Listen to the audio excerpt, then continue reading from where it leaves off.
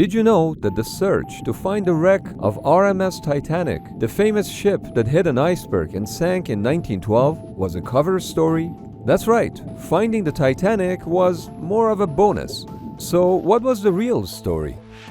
Robert Ballard is a retired American Navy officer and a professor of oceanography, and he was fascinated to find out what had happened to the Titanic. So in 1982, he approached the US Navy about his new deep-sea underwater robot craft and his search for the Titanic. The US Navy was not really interested in finding the Titanic, but they did have a project in mind that could use this new underwater robot. So they made Robert Ballard an offer that he could not refuse, the details of which were only declassified in the 2000s, and it had to do with 2 boats. But they were not just any 2 boats. They were 2 nuclear-powered attack submarines. Submariners can be underwater for weeks and even for months. Without access to natural light, keeping track of time is difficult.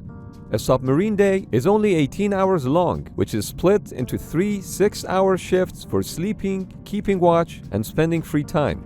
Fresh food only lasts for the first few weeks, and after that, meals are made from a variety of non-perishables.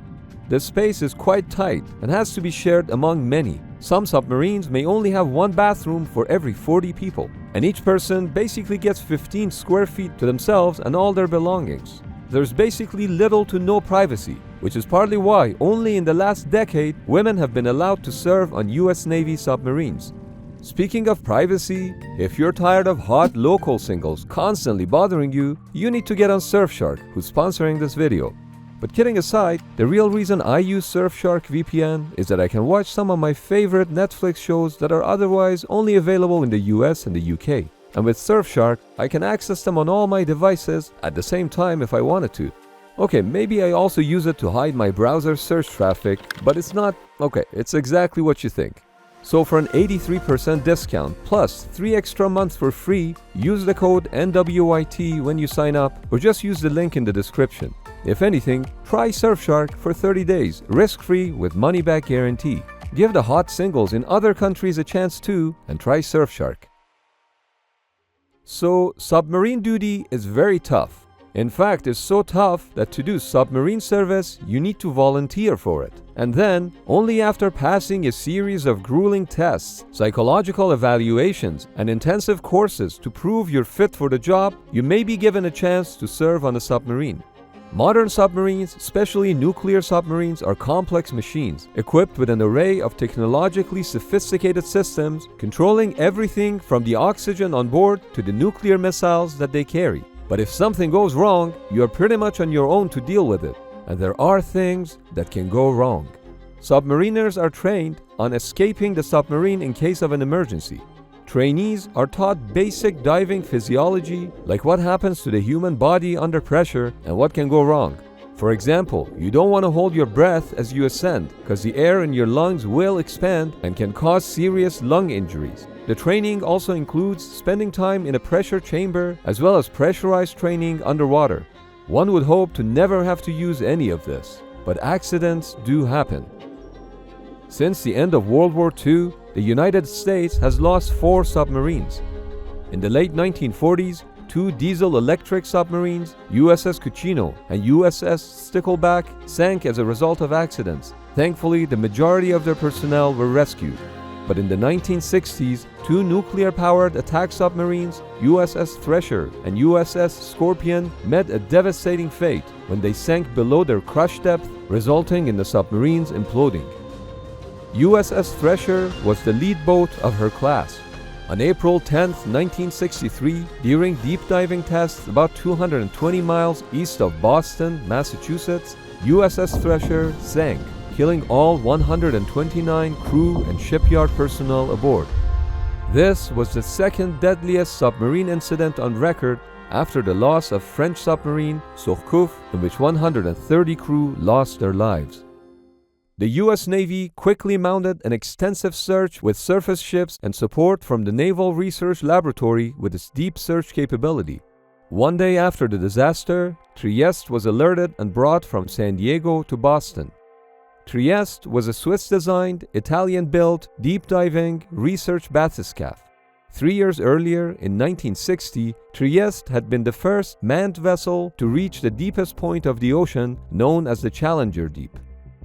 Trieste was deployed for 2 series of dives into the debris field, the first taking place from 24th to 30th of June, and the second from late August until early September. But due to technical difficulties, the entire search was paused in September. The exact location of the submarine was yet to be determined, and the US Navy tried many things to estimate the location of the debris, including dropping a car into the water where Uss Thresher had last been located. In another attempt, the Navy even considered sinking another submarine to create a more realistic scenario. USS Toro, which had been decommissioned only 1 month earlier, was slated to be sunk and was even prepared by removing certain sections of it and painting it in red, blue, and white stripes, but the Navy later abandoned that plan. In June of 1964, US Navy's oceanographic research ship Mizar sailed to begin its deep search and found the wreck within 2 days. The shattered remains of Thresher's hull were on the seafloor about 8,400 feet below the surface. Most of the debris had spread over an area of about 33 acres.